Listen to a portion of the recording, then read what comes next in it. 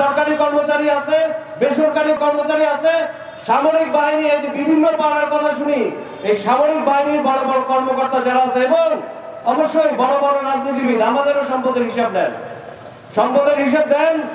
আমি নিশ্চিত করে আপনাদেরকে কমিটমেন্ট আমি বলতে পারি, নিশ্চিত করে যদি এই সবার সম্পদের হিসাব পান আপনি, আপনার ভ্যাট কমাইতে পারবেন, ভ্যাট বাড়াইতে পারবেন। আমরা গণঅভ্যুত্থান করছি, নতুন বাংলাদেশ করছি, ওই আমলাদেরকে আপনি ভ্যাটের নামে ওই সেনাবাহিনীর কর্মকর্তাদেরকে আপনারা বিভিন্ন দুর্নীতি, বিভিন্ন লুটপাট, ওই আপনার রাজনীতিবিদরা এখান থেকে তোলা খায়, ওইখান থেকে থাপড়া মারে, এইসবের জন্য কিনা? এইসবের জন্য আমরা গণঅভ্যুত্থান করি নাই।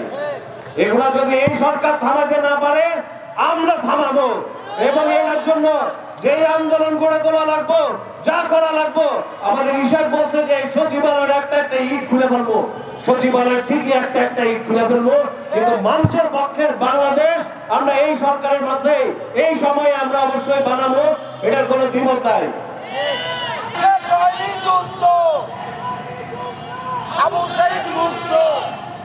আমরা ট্রাক সেল যখন বন্ধ করছে, আমরা ডিসিবির ভাইদেরকে জিজ্ঞেস করছি যে ভাই ট্রাক সেল বন্ধ করছেন কেন?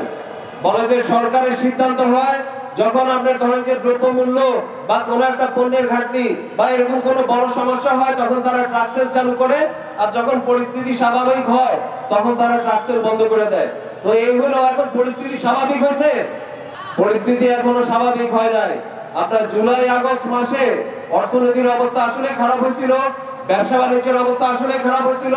আপনার ছোট ছোট ব্যবসায়ী যারা বিশেষ করে যারা মনে করেন যে এই যে রিক্সা চালায়, বিশেষ করে যারা ছোট ছোট আপনার কাজগুলো করে, পথজীবী, তাদের পেটে তাদের অনেক বড় ক্ষতি হয়েছিল। এটাই স্বাভাবিক, বড় আন্দোলনে এরকম ক্ষতি হয়। এই ক্ষতি এখনো কাটে ওঠে নাই। এই ক্ষতির মধ্যে এটা একটা দুর্যোগ, এটা একটা আপনার মানে দারিদ্রতা হলো একটা সবচেয়ে বড় দুর্যোগ। এরকম দুর্যোগের মধ্যেও এখনো যখন দুর্যোগ চলতেছে তখন টিসিবি আলারা বলে পরিস্থিতি নাকি স্বাভাবিক, ট্রাক সেল বন্ধ করে দিচ্ছে তারা। আমরা বলি যে ট্রাক সেল অবিলম্বে চালু করতে হবে, ইমিডিয়েটলি, পারলে কালকে থেকে ট্রাক সেল চালু করতে হবে, ঠিক কিনা বলেন? আমাদের বাণিজ্য উপদেষ্টা এই ভদ্রলোক জানে কি খায় কথা কয় আমি জানি না, উনি কইতেছে যে আপনার গ্যাসের দাম নাকি 200% বাড়ে। গ্যাসের দাম যদি 200% বেশি বাড়ে, আপনার শিল্পের গ্যাসের যদি দাম যদি 200% বেশি বাড়ে, শিল্পের সঙ্গে যা যা যুক্ত সবকিছুর দামও কিন্তু বাড়বো। এটা তো আমরা সবাই বুঝি নাকি? তো এর আগে 200% মতো গ্যাসের দাম বাড়াইছিল হচ্ছে হাসিনা সরকার। হাসিনা সরকারের কি পরিণতি হয়েছে এটা যদি আমাদের এই সরকার যদি এখনো না বুঝে তাহলে তাদের জন্য আমার বড় করুণা হয়।